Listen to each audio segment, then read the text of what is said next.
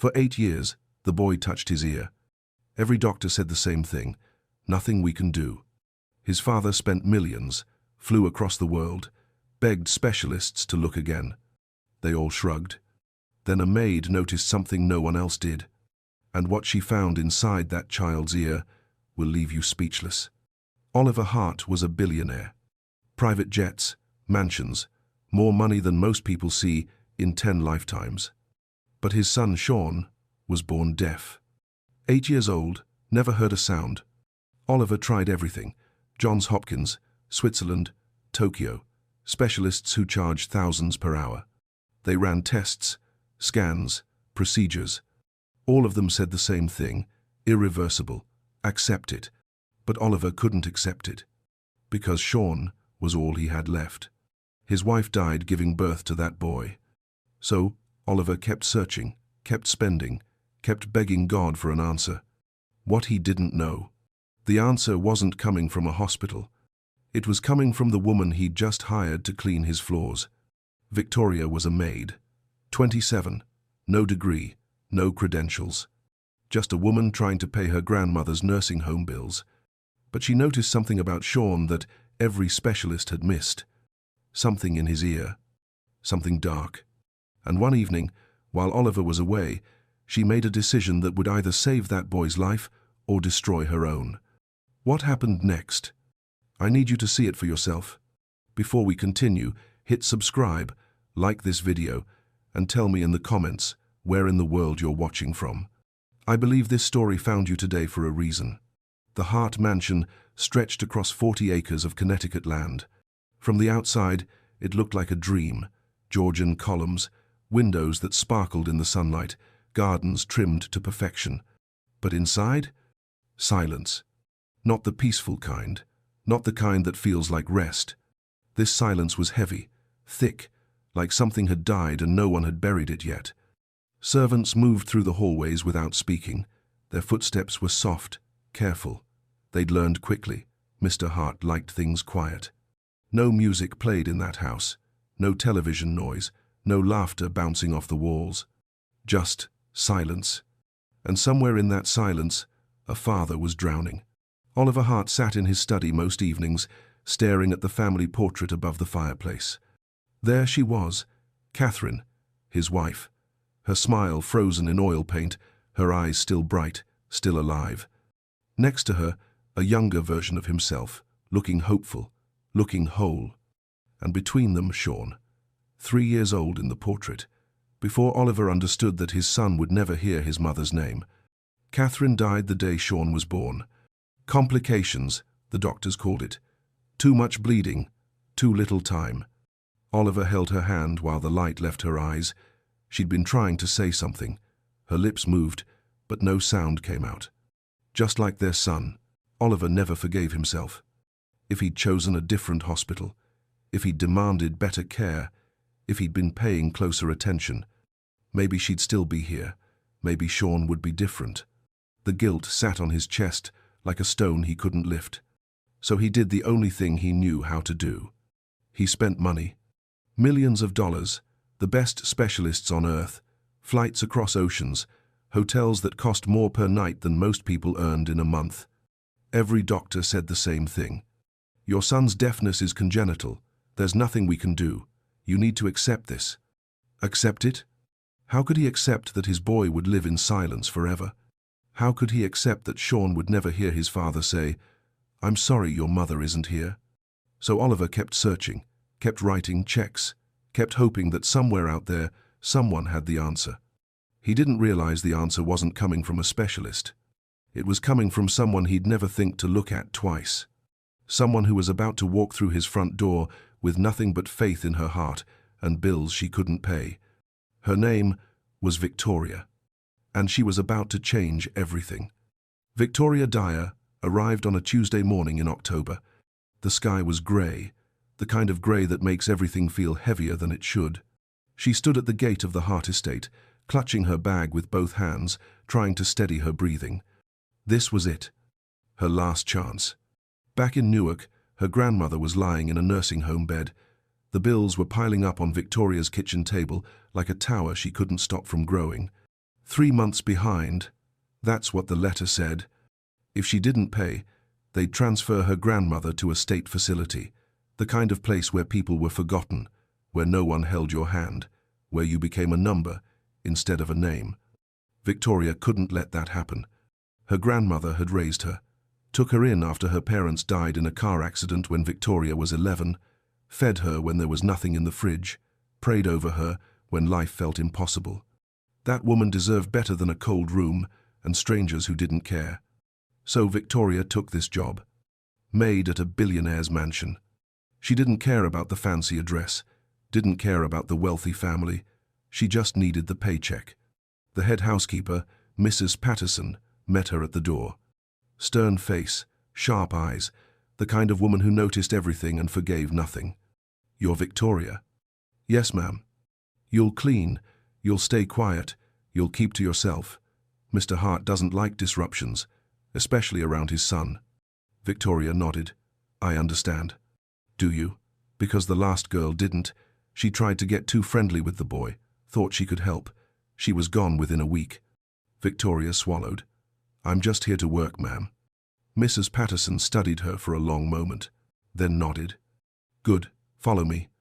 As they walked through the mansion, Victoria kept her eyes down, but she couldn't help noticing things. The silence, so thick it felt alive. The way the other servants moved without speaking, without smiling. The heaviness that hung in the air like fog that wouldn't lift. And then she saw him. A small boy sitting on the marble staircase, arranging toy cars in a perfect line. He didn't look up, didn't acknowledge anyone. His shoulders were hunched, his movements careful, precise. But what caught Victoria's attention was something else. The way he kept touching his right ear. Just briefly, almost like a habit. And the tiny wince that crossed his face each time he did. Victoria's chest tightened. She'd seen that look before. She didn't say anything, just kept walking. But her heart whispered something she couldn't ignore. Pay attention. Days passed. Victoria cleaned floors, wiped windows, folded linens. She kept her head down like Mrs. Patterson told her. But she couldn't stop watching Sean. Every morning, same routine. The boy would sit alone in the sunroom, surrounded by model airplanes and puzzle pieces. His world was small, contained, safe. No one bothered him there. The other servants avoided him, not out of cruelty, out of fear, like his silence was something they might catch. Some whispered that the boy was cursed, that losing his mother at birth had taken his hearing with her. Superstition, that's what it was. But Victoria saw something different. She saw a child who was desperately lonely, a boy who sat by windows and pressed his small hand against the glass, watching the world move without him. She saw the way he'd look at his father sometimes, when Oliver walked past without stopping, and how his little shoulders would sink just a bit lower. She saw how he touched his ear, over and over, wincing each time. And no one noticed. Or maybe they'd stopped noticing long ago. One afternoon, Victoria was dusting the hallway near the sunroom when she saw Sean struggling with a model airplane wing. His small fingers couldn't get the piece to fit. Frustration creased his face. She shouldn't interfere. Mrs. Patterson's warning echoed in her mind. But before she could stop herself, Victoria knelt down and gently took the wing. She fitted it into place with a soft click. Sean looked up at her. For a moment, they just stared at each other. Then something happened. The tiniest smile, just a flicker at the corner of his mouth. Victoria's heart cracked wide open. She smiled back, gave him a small wave. He waved in return. That night, Victoria lay in her bed thinking about that wave. Such a small thing, but it meant everything. The next morning, she left something on the stairs where Sean always sat. A folded paper bird, simple, made from scrap paper she'd found in the kitchen. She didn't wait to see if he'd take it. But the following day, the bird was gone. In its place, a note. 2 words in shaky handwriting. "Thank you." Victoria pressed that note to her chest and closed her eyes. She whispered into the quiet, "Lord, let me help this child. Show me how." She didn't know it yet, but God was already answering. And the answer would cost her everything she had. Over the next few weeks, something shifted. Victoria and Sean developed their own language. Small things, secret things. She'd leave him candy wrapped in gold foil. He'd leave her drawings of airplanes. She learned his signs, not the formal ones his tutors taught, but the personal ones he'd made up himself. The way he tapped his chest twice meant he was happy. The way he pointed to the sky meant he was thinking about stars. The way he pressed both palms together meant he felt safe.